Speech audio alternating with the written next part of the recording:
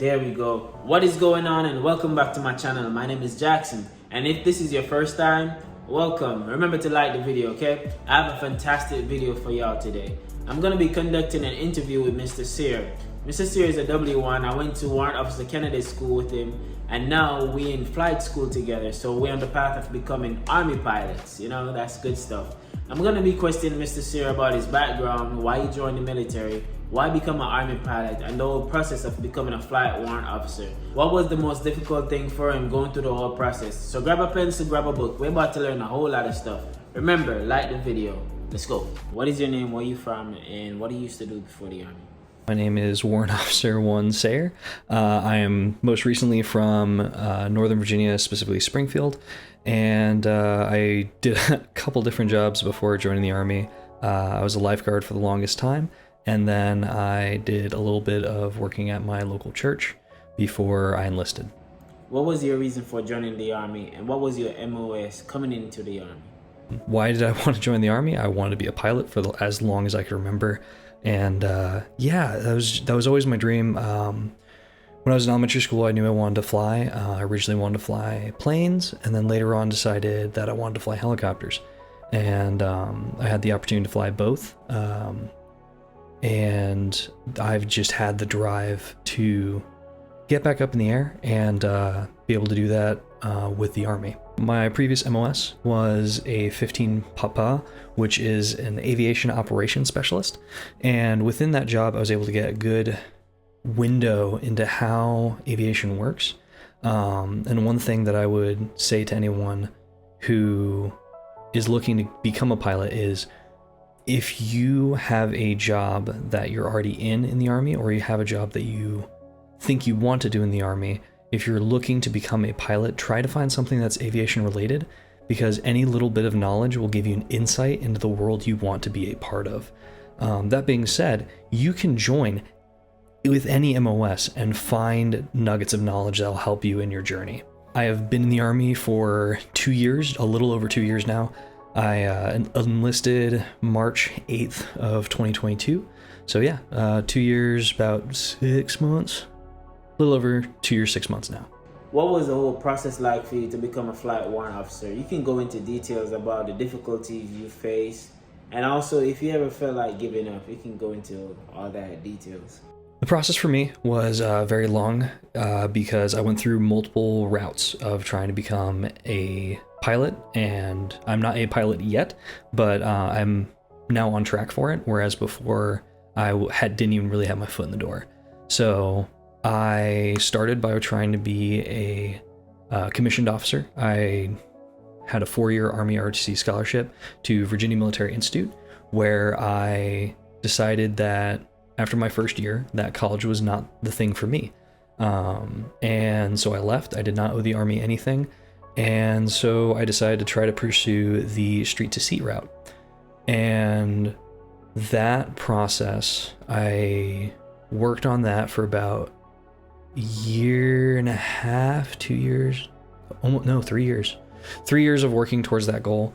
I got told that my stigmatism was too bad, so I had to get laser eye surgery on my own dime.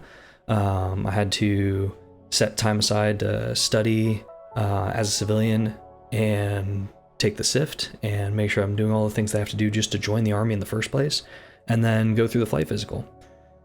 When I got told that I needed to get laser eye surgery, I had to wait a whole year for recovery and then come back and redo the flight physical.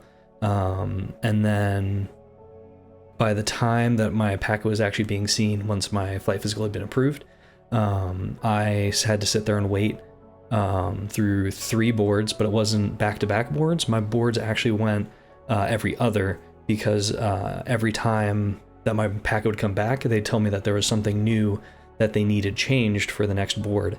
But that information wasn't getting passed to me quick enough for us to get it to the very next board, so it would end up being every other, just due to that.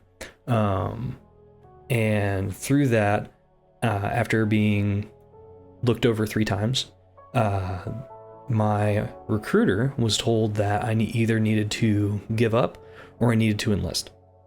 By Army Recruiting Command. So from very high up people being told that I need to either give up or I need to enlist and try again from the inside. So I did. Enlisted, and as I stated previously, 15 Papa, being aviation operations specialist. And it wasn't a job that I wanted, but it ended up being really good for me. I now have a lot of insight into aviation that I wouldn't have had otherwise. So, and now I'm here. I got to my first unit, and I was very lucky to be at a brigade level. Got face-to-face time with a Chief Warrant Officer 5. Was able to ask for a letter of recommendation from him. He had his own personal things he wanted from me for him to write that, and I would assume every CW5 has their own process and their own ways of wanting to do that. But I was able to work within my unit, get the letters of recommendation I needed to build my packet, and got selected on my second round pick back in March of this year. And now I'm here. Yo, so you've been through a whole lot, man. So knowing that you've tried to become an Army pilot outside the Army a couple of times, and then you finally came in, dropped your packet, and you got selected. How was the feeling? Could you describe the feeling that you were feeling in the moment when you got selected to become an Army pilot? Seeing my name on the list of selectees for the Warrant Officer Board, it was very insane for me, because the results came out on a day that I wasn't at work. So I went and I saw a movie, and apparently while I was in the movie, the CW5 actually texted me saying congratulations. And when I came out of the movie, I was super shocked. I'm like, what? Why is he saying congratulations? And he sent me another message saying like, is this your name on here? And sure enough, it was me. And I yelled so loud in pure joy of just finding out that I had finally been picked for this thing that I've worked towards for years. And it was, I think it's about 6 years, 5 or 6 years I've worked towards becoming a warrant officer, and now I'm on that track, and I'm finally getting towards the goal that I've worked towards for so long. It was amazing. It was a great feeling. And lastly, what would be your advice for individuals who are going through the same warrant officer process right now? What's your advice to them? Any advice that I have people going through selection process now, don't be discouraged if you don't get picked up on the first round. That was something that a lot of the pilots that I was working with were saying, is not everyone gets picked up on the first try. While yes, the Army is looking for pilots and is looking for warrant officers, that does not mean you will always be picked up on the first try. And just because you don't take that as a no. Sometimes it's just a wait.